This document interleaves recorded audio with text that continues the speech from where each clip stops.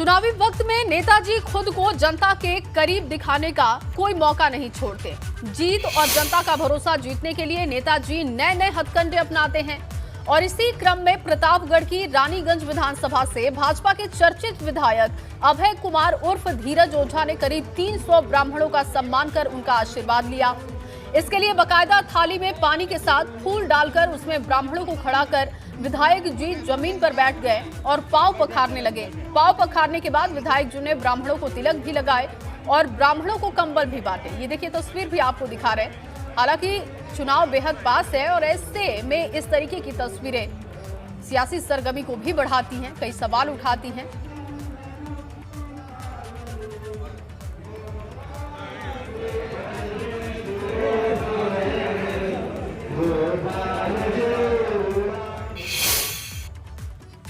वहीं 3 कृषि कानूनों की वापसी भले ही केंद्र सरकार की तरफ से हो गई हो, लेकिन दिल्ली के तमाम बॉर्डर्स पर किसानों का आंदोलन अभी भी चल रहा है। क्या ये आंदोलन आगे भी चलेगा? इस बात का फैसला आज हो जाएगा। दरअसल आज दिल्ली के सिंघू बॉर्डर पर संयुक्त किसान मोर्चे की अहम बैठक होने वाली है। किसान आंदोलन को लेकर आगे की रणनीति के लिए संयुक्त किसान मोर्चे की ये बैठक बेहद अहम मानी जा रही है और इसमें लंबित मांगों और किसान आंदोलन के भविष्य के कदमों पर फैसला लिया जाएगा। आपको बता दें कि केंद्र सरकार ने न्यूनतम समर्थन मूल्य यानी कि एमएसपी और अन्य मुद्दों पर चर्चा के लिए समिति गठित करने को लेकर संयुक्त किसान मोर्चा से 5 लोगों के नाम भी मांगे हैं। किसान संगठन इस मामले में आज बड़ा फैसला ले सकते हैं। वहीं अगर बात की जाए कि बैठक आज सिंघू बॉर्डर पर कब शुरू होगी, तो इसका समय सुबह 11 बजे बताया जा रहा है। आज देखना होगा कि इस बैठक में क्या फैसला होता है।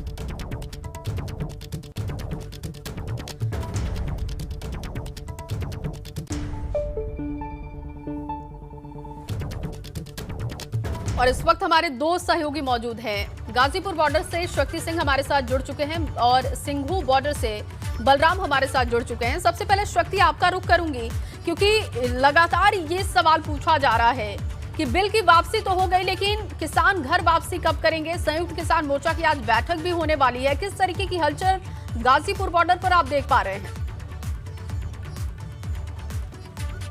देखिए, अगर गाजीपुर बॉर्डर की बात की जाए तो गाजीपुर बॉर्डर पर सुबह से ही हलचल बहुत तेज है और राकेश टिकैत यहाँ से 10 बजे निकलेंगे और जो एसकेएम की जो बैठक होने वाली है उसमें शिरकत करेंगे और वहीं पर निर्णय निकलेगा कि आगे आखिर होगा क्या ये आंदोलन आगे चलेगा, क्या ये आंदोलन खत्म हो जाएगा। राकेश जी हमारे साथ हैं।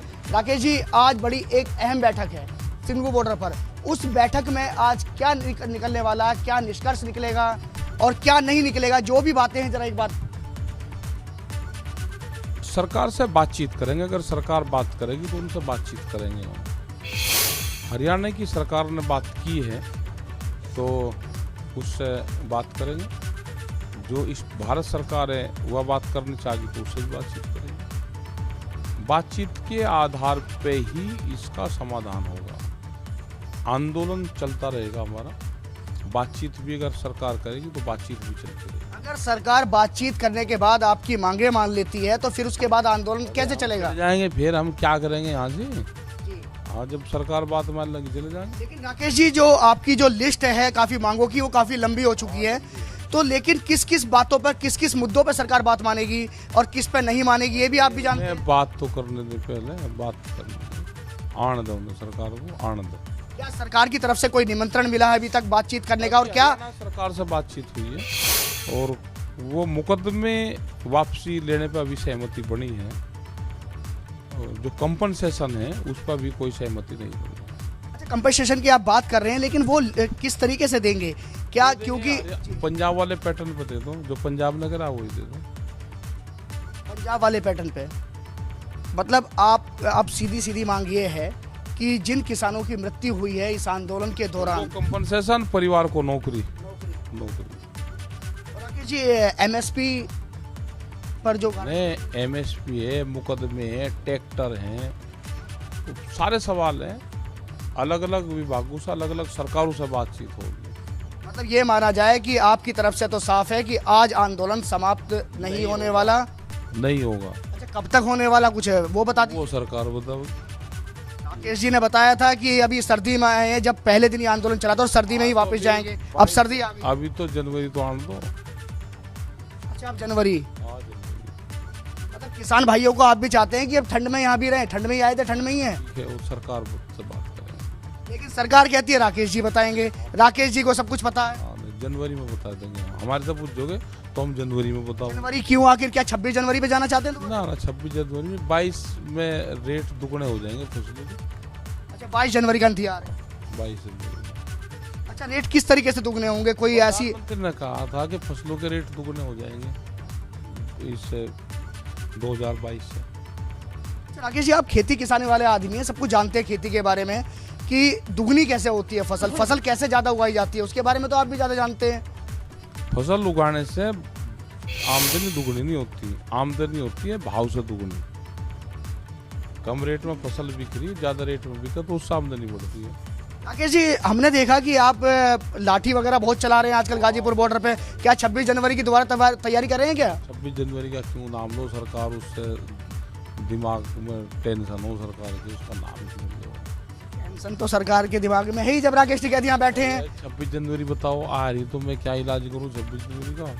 जब 26 जनवरी आएगी तो 26 जनवरी तो 26 जनवरी। दिसंबर ही आया है, 2021 में ही 2021 में सरकार ने 22 में कुछ बातें मांगी। 22 में आमदनी दुगनी हो जाएगी।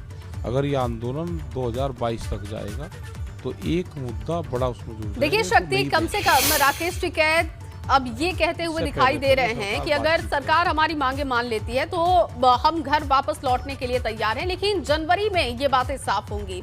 हालांकि देखना होगा कि संयुक्त किसान मोर्चा की आज बैठक में क्या फैसला होता है। मैं लौटती हूँ आपके पास, बलराम का रुख करूंगी क्योंकि सिंघू बॉर्डर से वो मौजूद है। बलराम, आज यहाँ पर संयुक्त किसान मोर्चा की बैठक होने वाली है, कौन कौन मौजूद होगा, किस तरीके की तस्वीर और क्या जानकारी वहां से?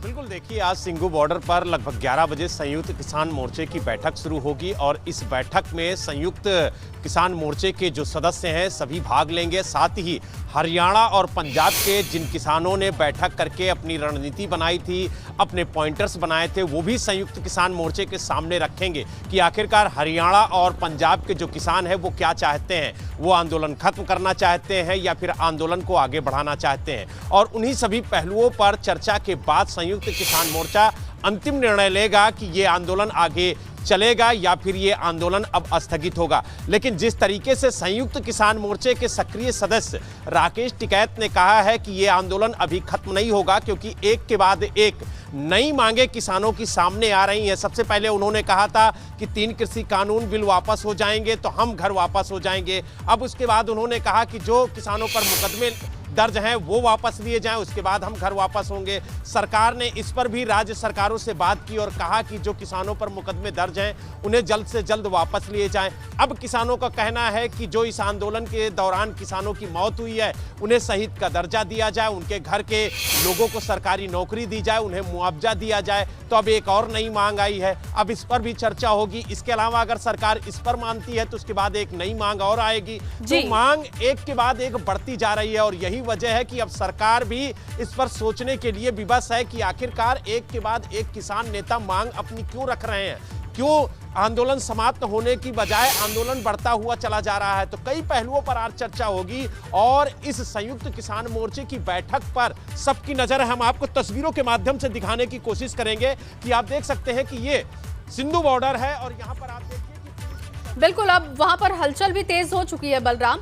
हालांकि 11 बजे ये बैठक शुरू होगी, उस वक्त में वहां पर क्या तस्वीर है, क्या अपडेट है, वो भी हम आपसे जानेंगे। फिलहाल के लिए आप दोनों का बहुत शुक्रिया तमाम जानकारी के लिए।